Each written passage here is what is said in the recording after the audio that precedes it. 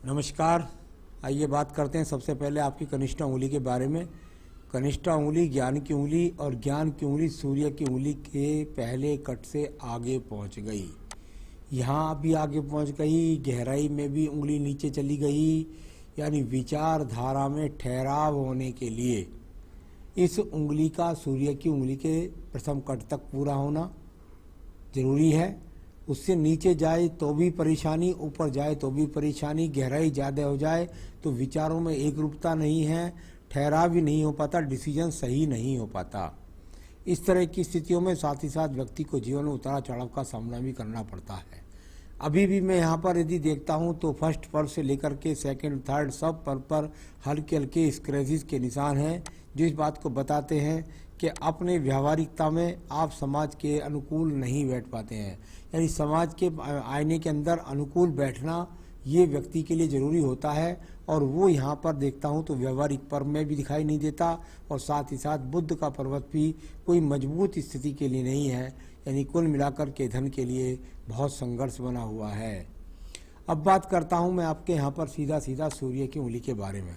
मैंने हमेशा कहा कि सूर्य की उंगली और सूर्य की उंगली यदि यहाँ शनि और यहाँ आपकी सूर्य की उंगली आपस में नहीं मिलती है तो व्यक्ति के जीवन के अंतर्गत व्यक्ति अपने माता पिता की सेवा नहीं कर पाता, यानी कुल मिलाकर उनके बुढ़ापे में उनकी सेवा नहीं कर पाता। कारण दूरी से रहने के कारण हो, या पैतृक संपत्ति का विवाद हो, या कोई भी अन्य कारण हो, भाई बहनों के साथ भी संबंध कोई ज़्यादा अच्छे नहीं है। कुल मिलाकर के यदि मैं देखता हूँ तो यहाँ पर एक तरीके से ये कह सकते हैं कि सूर्य की उंगली में कोई बहुत प्रकार के उन्नति के योग नहीं है। अपने आप में बहुत ही एक समान उंगली नहीं होने के कारण इसके फल उन्नति तरक्की के अच्छे नहीं कहे जाते। यहाँ बात करता हूँ आपकी शनि की उंगली के बारे में, जो धन की स्थिति के लिए जानी जाती है, स्वास्थ्य की स्थिति के लिए जानी जाती है। अभी सभी स्वरूपों के अंदर देखता हूँ तो यहाँ पर कुछ ना कुछ रोगों का भी आपके अंदर आगमन हो चुका है, और साथ ही साथ जो धन की सुंदरता है वो भी आपके पास नज़र नहीं आती।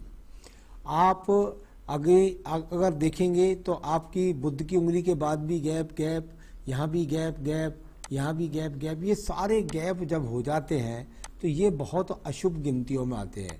इनके कारण व्यक्ति के जीवन के अंतर्गत व्यक्ति के जीवन में धन की स्थिरता नहीं रहती, डिसीजन सही नहीं रहते।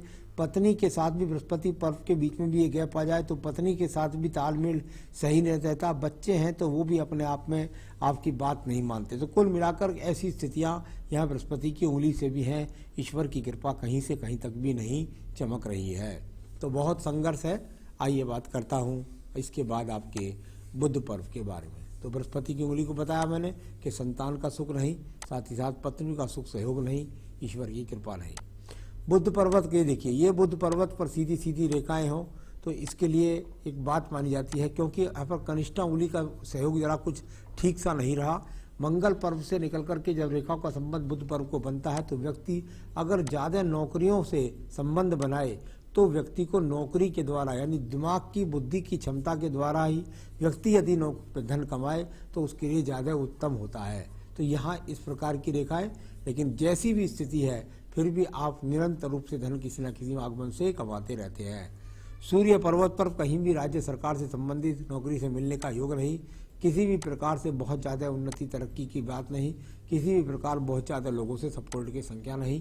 तो ये सबसे यहाँ सूर्य पर्व कुल मिलाकर ज़्यादा अच्छा नहीं। बात करता हूँ धन पर्व के बारे में। धन का पर्व इसको बोलते हैं यहाँ पर, धन का पर्व पर यह भाग्य रेखा हुई। अच्छी बात यह है कि आपके पास ये भाग्य रेखा निकली, और साथ ही साथ वही मंगल पर्व की तरफ से आती हुई ये वाली रेखा है। यानी कि आपको फिर यहाँ भी इशारा मिला कि आप मंगल, यानी कि आप कुल मिलाकर नौकरी से संबंधित कार्यों को करें तो आपके जीवन में ज़्यादा आपको फायदा मिलेगा। तो यहाँ इस प्रकार का योग दिखाई देता है जो आपको भाग्य रेखा के रूप में सही है। ईश्वर कृपा मैं अच्छी मानता हूँ कि ये अपने आप में, जहाँ आपकी 56 वर्ष की आयु है उसके आगे ये रेखाएं अपने आप में चल रही हैं जो आपको साधन बनाए रखेंगी। अब बात करता हूँ बृहस्पति के पर्व के बारे में। बृहस्पति का पर्व, और यहाँ पर यदि देखता हूँ तो मिली जुली रेखाओं का फल, यानी कहीं पर राहु रेखा बनती है तो कहीं पर वी का चिन्ह सा बन जाता है, तो कहीं पर इसको हम यहाँ पर सर्जरी चिन्ह के रूप में बोलता हूँ, यानी जब मैं सर्जरी चिन्ह कहता हूँ तो उसका मतलब होता है कि व्यक्ति के जीवन में सब कुछ मिलता है लेकिन वो अपने आप से संतुष्ट नहीं करता। तो यहाँ सब कुछ मिलता है, पत्नी का सहयोग पूरा नहीं मिलता, संतान मिलती है तो वो अपने आप में उसकी तरफ से भी आदमी को चिंता रहती है, संसाधन की तरफ से भी चिंता रहती है। इस तरह का बृहस्पति पर्व आपका बताता है। अब बात करता हूँ यहाँ पर मैं आपकी हृदय रेखा के बारे में। हृदय रेखा जानी जाती है व्यक्ति के स्वास्थ्य के साथ साथ पारिवारिक संबंधों के लिए और मन की पीड़ा के लिए। यदि मैं देखता हूँ तो छोटे छोटे स्क्रैचेस हैं, कोई ज़्यादा ऐसा नहीं कह सकता कि बहुत ज़्यादा कोई बड़े रोग हैं, लेकिन कुल मिलाकर मन की बात को तो आप स्पष्ट सबसे कह देते हैं। मन से तो आप सुंदर व्यक्ति हैं, हृदय दूसरे का नहीं दिखा सकते, इसमें कोई भी शक नहीं है। बात कर लेता हूँ इसके बाद में मैं आपकी सीधा मंगल रेखाओं के बारे में। कर्म रूपी मंगल रेखाएं जब व्यक्ति के हाथ के अंदर हो तो व्यक्ति कर्म करने वाला होता है। आप कर्म करने वाले व्यक्ति हैं, साथ ही साथ कुछ रेखाएं आपस में कट रही हैं तो जरूर आपको जो है मेहनत के अनुसार आपको फल नहीं दे रही हैं। इस प्रकार की रेखाएं यहाँ कर्म रूपी रेखाओं के रूप में, और कर्म से ही जैसे मैंने पहले भी बताया था, यानी कुल मिलाकर नौकरी से ही अगर आप करें तो आपको ज़्यादा लाभ प्राप्त होगा। अब बात करता हूँ मैं इसके बाद में आपकी बुद्धि रेखा के बारे में। बुद्धि रेखा और सहजता सरलता के साथ जहाँ चलती है तो शुरू में कुछ पीड़ित होकर के चलती है, हल्के से दीप भी डालती है, लहरता के साथ चल करके इस तरह यहाँ पहुँचती है। यानी कुल मिलाकर मन के अंदर कभी ऊंचे विचार आते हैं, कभी नीचे थम जाता है, मन अपने आप में हिलोरे लेके चलता है, कहीं से भी अच्छी संभावना स्वरूप में नहीं रहता। मन में उठाव गिराव ऐसी चीज़ें आती रहती हैं, विचार भी आते रहते हैं, विचार भी गिरते रहते हैं। इस प्रकार की बुद्धि रेखाओं का ये फल जाना जाता है। बुद्धि रेखा को क्योंकि बहुत सारी यहाँ पर अगर देखता हूँ तो मंगल रेखाएं, राहु रेखाएं यहाँ पर इस प्रकार से काटती है जो लगातार बुद्धि रेखा को पीड़ित करती है, यानी कि मानसिक चेतना में लगातार प्रहार आपकी में चल रहा है। इस प्रकार की रेखा यहाँ पर दिखलाती है। द्वितीय मंगल पर्वत की तरफ चलिएगा, यहाँ पर अगर मैं देखता हूँ तो कुछ हल्की हल्की रेखाएं इस प्रकार से खड़ी खड़ी नजर आती हैं। ये रेखाएं जानी जाती हैं ये मंगल पर्वत पर कर्म के लिए, और साथ ही साथ अगर आपका कहीं झगड़ा झंझट हो जाए, कहीं पैसा फंस जाए तो धीरे धीरे निकल आएगा। इस तरह के संकेत यहाँ पर वर्तमान में आ रहे हैं, तो धीरे धीरे करके पैसा निकालिएगा, अगर कहीं फंस रहा हो निकल आएगा। आइए बात करते हैं यहाँ पर इसके बाद में आपके सीधा यहाँ चंद्र पर्वत के बारे में। चंद्र पर्वत और कोई यहाँ पर किसी प्रकार की कोई बहुत दूर यात्राओं के योग नहीं दिखाई देते। यहाँ पर कुल मिलाकर कोई यात्रा के योग नहीं, किसी प्रकार के मनोचिकित्सक के पास जाने की जरूरत नहीं, डिप्रेशन से निकल जाएंगे। केतु पर्वत बहुत ज़्यादा पीड़ित है व्यापारिक रेखाओं को लेकर के। ये होता है अचानक झटके से जो दूसरे लोगों के साथ जुड़ करके नुकसान होने के योग, और इससे ज़्यादा जो स्थिति खराब है वो वर्तमान रोगों के लिए मैं आपको जरूर कहूँगा। यानी अब आपके जीवन में आपको बहुत आपने झटके खा लिए, अब आगे झटके मत खाना। यहाँ अगर मंगल पर्वत पर ये रेखा अगर यहाँ ब्लैक स्पॉट है, यदि यहाँ काला चिन्ह है, तो इस बात का प्रतीक होता है कि व्यक्ति के कमाए हुए धन पर बहुत सारे लोग ग्रहण लगाकर चले जाते हैं। तो इस तरह का अगर ये स्पॉट हो तो इसका आएगा फल जाने। यहाँ केतु पर्वत मैंने बताया बहुत ज़्यादा पीड़ित था, आगे आपको रोगों से और अचानक से झटके के धन से आपको नुकसान न हो जाए, इन चीज़ों से बचना है। ये कर्ज रेखा यहाँ पर भी काफ़ी सारी दिखाई देती हैं, तो व्यापार से लाभ की स्थिति यहाँ कहीं पर भी नज़र नहीं आ रही। अब बात करूँगा इसके बाद में शुक्र पर्व के बारे में। शुक्र का पर्व यहाँ पर यदि देखूँ तो ये अपने आप में सामान्य रूप से है, यानी सामान्य रूप से संसाधन आपके पास में मौजूद हैं। तो सामान्य से संसाधन आपके पास मौजूद हैं, इस प्रकार को दिखलाने वाली ये रेखाएं भी हैं। तो यहाँ पर 4 मणिबंध रेखाएं भी हैं जो स्वास्थ्य की दृष्टि से ठीक है, पत्नी का सहयोग भी सामान्य है, सुख साधन भी सामान्य दिखलाई पड़ते हैं। अब मैं बात करूँगा इसके बाद एक मंगल रेखा की, जो मंगल रेखा सपोर्टिंग रेखा थी आपके जीवन में, जिसका 25 साल से लेकर और 45 साल तक आपका योग रहा। उसके बाद इसने आपका साथ छोड़ दिया और फिर आपको स्वयं का संघर्ष स्वयं ही करना पड़ा। तो ये अपने आप में जो त्रिकोण था, ये इसने आपके जीवन में लगभग 25 से और 42-44 वर्ष तक आपको सहयोग दिया। इसके बाद में फिर आपको छोड़ दिया मंगल रेखा ने भी और त्रिकोण ने भी।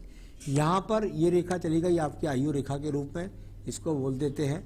और जब ये आयु रेखा के रूप में यहाँ जा रही है तो अच्छी खासी आयु रेखा, यानी लगभग 77 से 78 वर्ष की आयु रेखा भी यहाँ पर मौजूद है। तो ये था आपके हाथ का सारा प्रारूप। आपके बैंक बैलेंस, सबसे पहला सवाल है, बैंक बैलेंस होता ही नहीं कभी, क्यों? बता देता हूं। वैसे अगर मैं भाग्य रेखा को देखता हूं आपकी, तो ये देखिए आपकी ये भाग्य रेखा है। अभी मैंने इसलिए छोड़ दी थी आपकी भाग्य रेखा, ये आपकी भाग्य रेखा है, ठीक है।